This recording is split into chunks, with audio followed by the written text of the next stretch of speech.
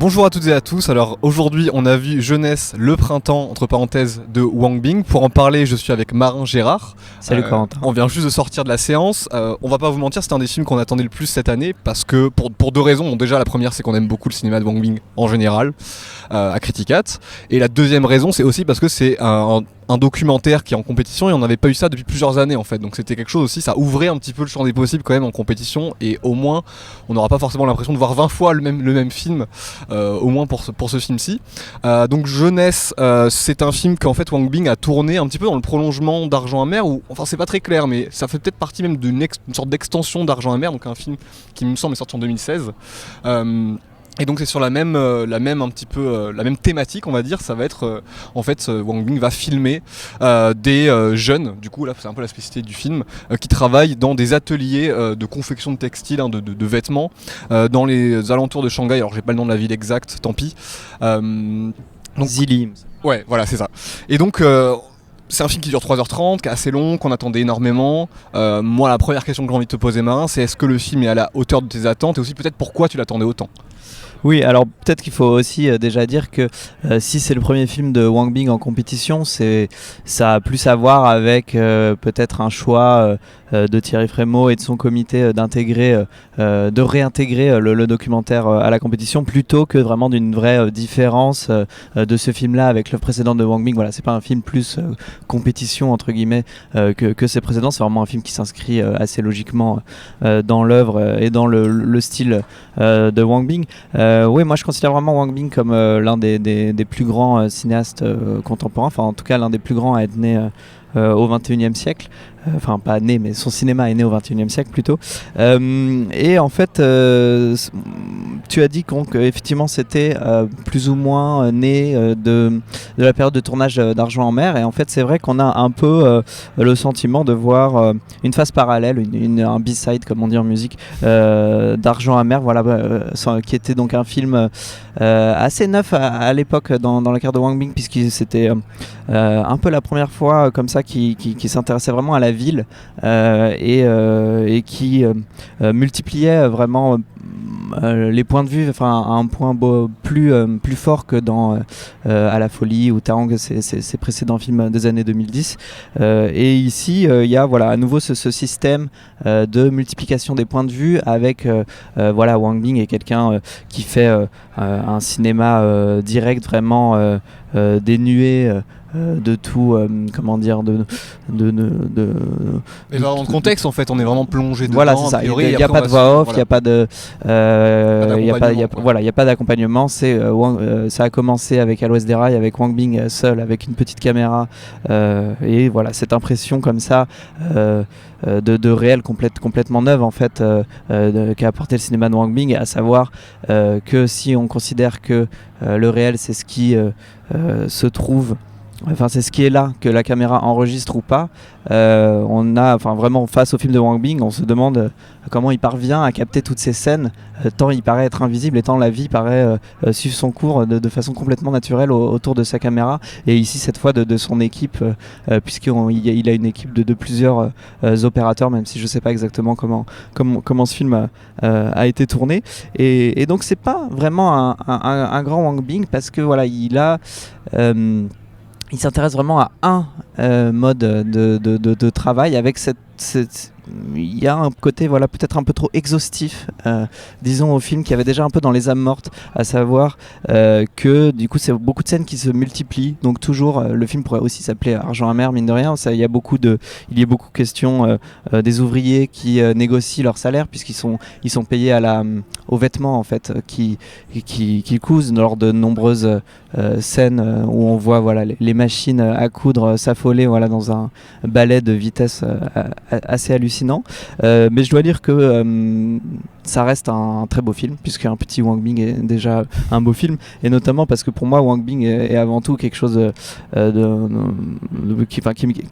qui m'impressionne le plus, disons, avec Wang Bing, c'est que c'est à mon avis un vrai génie du cadre improvisé, à savoir que c'est vraiment voilà quelqu'un qui filme sans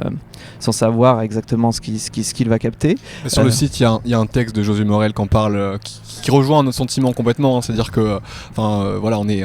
assez raccord avec son point de vue, où il parle justement d'un panoramique un petit peu improvisé lors d'une bagarre, et on vient filmer comme ça la réaction en fait d'un personnage. Oui, ça c'est une scène assez géniale, effectivement. Mais j'ai pas encore lu le texte de Josué puisque je sors de la séance, mais effectivement voilà, une scène où il s'attache à une bagarre et il a l'idée d'un coup de regarder une ouvrière qui continue mine de rien le travail en essayant de ne pas être gênée. Il y a voilà, génie du montage sans coupe quelque part, et puis même au-delà de ça, il y a simplement un génie du plan, du cadre voilà, il va suivre un personnage et à un moment il va s'arrêter et hop, il va faire juste une petite modification et là il va y avoir un plan je sais pas, sublime, ça tient à quelque chose. Sa méthode est très ouverte en fait, je trouve, c'est-à-dire qu'il va filmer certaines scènes et des fois il y a des personnages qui n'étaient pas dans la scène qui vont passer devant la caméra, il va se mettre à les suivre. C'est un cinéma de filature, on va dire ça comme ça, c'est-à-dire qu'il va suivre beaucoup les personnages, et c'est comme ça aussi qu'il se déplace presque en fait, c'est-à-dire qu'il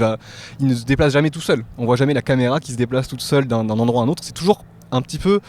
irrigué par quelque chose, par un mouvement comme ça qui vient de l'intérieur du cadre ou même de l'extérieur. Donc en fait il est très ouvert au mouvement qu'il y a tout autour de lui. Et après je suis plutôt d'accord avec toi, c'est-à-dire sur le fait que en fait quand on regarde un Wang Bing aussi, et pourquoi son cinéma est aussi marquant, moi je trouve en tout cas de mon point de vue, c'est qu'aussi j'ai l'impression, comme quand tu parles de son rapport au réel, du fait qu'il nous montre des choses, c'est que j'ai l'impression quand même de voir des choses que je n'ai jamais vues ailleurs. Ça c'est, voilà, quand je vois Taang, quand je vois La Folie, c'est clair, c'est vraiment un cinéma dont le dispositif est conçu pour me montrer des choses que je ne verrai pas autrement qu'avec ce dispositif là. Or le problème c'est qu'on a déjà vu ce film là, parce qu'il s'appelle Argent amer, et quelque part on a une sorte d'extension, voilà, d'excroissance de ce film là qui est encore plus imposante, parce qu'Argent amer faisait 2h30 dans mon souvenir, celui-ci fait 3h30, et on l'a pas précisé, c'est la première partie d'une trilogie, ou trilogie, quadrilogie, on sait pas, en tout cas c'est le début d'une œuvre beaucoup plus large qui ferait à peu près 10 heures. C'est aussi pour ça qu'il faut pas juger définitivement ce film à l'égard de cette première partie printemps, puisque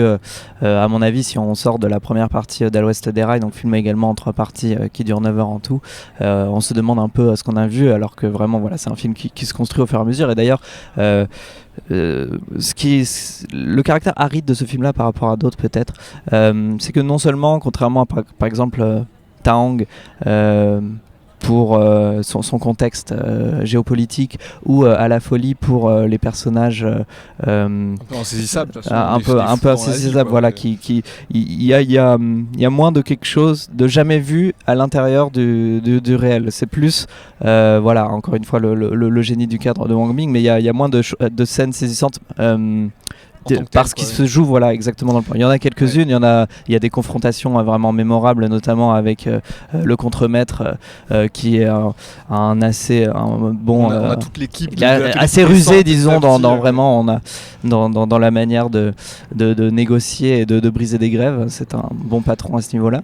Moi je mettrais une nuance quand même sur ce que tu viens de dire, sur le fait que le film est aride. Moi j'ai quand même l'impression que il faut pas oublier le titre principal qui s'appelle Jeunesse, et le changement quand même majeur par rapport à Argent amer, c'est que quand même on sent qu'il y a une sorte pas de règles dans le film, c'est-à-dire qu'on va s'intéresser quand même qu'à des jeunes. Il fait quelque chose qu'il a pas fait avant, c'est-à-dire qu'il met les noms des personnages, leur provenance et leur âge. C'est-à-dire que ça, je crois pas avoir vu ça dans les films. J'ai peut-être pas tout vu, donc je veux pas faire dire n'importe quoi, mais en tout cas, il y a l'âge, on voit qu'ils ont entre 16 et 25 ans maximum, donc ils sont très jeunes. Et en fait, ça apporte quand même une sorte de fraîcheur au film qu'on n'avait pas à La Folie, qu'on n'avait pas dans Taang, évidemment à cause de ce contexte-là précis, qui fait que des fois, on a presque l'impression d'assister à une sorte de teen movie avec qui va sortir avec qui. Ils ont un date à un moment, ils vont dans un endroit un peu lugubre pour faire ce date là. C'est une fraîcheur, mais c'est une fraîcheur un peu matinée de cruauté quand même, parce qu'on sent que leur horizon est complètement bouché, quoi. Et d'ailleurs c'est un film, je trouve ça assez marquant, qui est complètement sans horizon, enfin qui est totalement filmé dans ces usines qui sont, quelque chose d'assez étonnant en fait. C'est des usines privées qui sont en fait aménagées dans des appartements qui sont eux-mêmes dans des bars d'immeubles ressemblant à des HLM, dans des rues totalement privées de végétation, et à ce titre la fin du film ouvre peut-être sur voilà un nouveau segment, puisque on voit un peu plus ouvert du coup voilà, d'un coup on voit de la végétation, et c'est vrai que là c'est une expérience seul peut produire un film peut-être aussi difficile d'accès et voilà, et sans doute sera commenté le nombre de personnes qui sortent du Grand Théâtre Lumière. Mais c'est vrai que après 3h15, embouché quelque part dans cette ville atelier, dans cette Happiness Road. C'est quand même drôle que la rue s'appelle comme ça. Il y a une vraie émotion, une vraie sensation quoi, de liberté à avoir, ne serait-ce qu'un peu de verdure. Ouais. Mais c'est marrant qu'on en parle aussi juste en ayant sorti de la séance, parce que j'ai pas l'impression qu'on ait eu tout à fait la même séance, mais c'est intéressant aussi, c'est-à-dire que moi je comprends tout à fait qu'on puisse voir le film d'une manière un peu déprimante quand même, parce que ça reste, le constat est assez terrible, et la dernière demi-heure avant l'épilogue, on va dire, il y a une longue négociation sur le prix qui est vraiment qui est implacable quoi, sur tout ce qu'on vient de voir, tout l'effort, toute l'énergie qui a été dépensée pour ensuite les techniques qu'on connaît d'offrir des primes plutôt que des augmentations. Voilà, ce genre de choses, ça c'est vraiment dur, mais tout le long du film j'étais surpris quand même un petit peu de l'énergie qui se déployait aussi des personnages qui filmaient, hein. C'est-à-dire que ça va être des personnages qui vont écouter beaucoup de musique par exemple, ça c'est des choses qu'on avait déjà vu chez Wang Bing avant, notamment dans Argent et Mer il me semble, mais là il y en a énormément et ça vient apporter des moments musicaux, des intermèdes comme ça, des choses qu'on n'a pas d'habitude chez Wang Bing, qui vont poser une autre tonalité en fait aux scènes, hein, qui peuvent être prises comme ça un petit peu terribles, mais qui les rendent un peu touchantes. Je trouve il y a des gestes, il y a des petits détails, il y a des gestes amicaux qui sont d'ailleurs des fois plus qu'amicaux, il y a des petites chamailleries, des bagarres, on sent que vu que c'est presque des adolescents en fait, hein, c'est ça qui est assez choquant aussi, c'est qu'on les voit travailler comme des forcenés, en vrai ils sont vraiment jeunes. Et ça apporte une sorte de fraîcheur au film, d'énergie, de dynamisme, parce qu'on sent qu'en fait ils peuvent déraper à tout moment, ils peuvent arrêter de travailler d'un coup, commencer à parler, commencer à oui, parce que on finira peut-être là-dessus, parce que je crois c'est une bulle canoise assez longue, mais en même temps c'est un film assez long et un film qu'on attendait beaucoup. Le fonctionnement de l'usine est assez original, à savoir qu'ils sont en fait laissés à eux-mêmes, ils ont juste un rendement à effectuer et j'ai l'impression qu'ils font un peu les heures qu'ils veulent. Ils parlent souvent d'heures supplémentaires, mais en fait on a l'impression qu'ils en font tous les jours et c'est simplement qu'ils doivent rendre à un certain moment des comptes sur ce qu'ils ont fait, et en fait le contremaître est en fait à un autre étage et ils vont le voir de temps en temps. Enfin, c'est assez c'est un peu une salle de classe, c'est une vie à part, effectivement. Voilà, c'est ça, il y a un côté colonie de vacances mais amer, c'est un peu ça, donc sur ce bon mot, donc ça reste évidemment un très bon film, un petit Wang Bing, on le répète, et puis on se retrouve demain pour une nouvelle vidéo. À bientôt.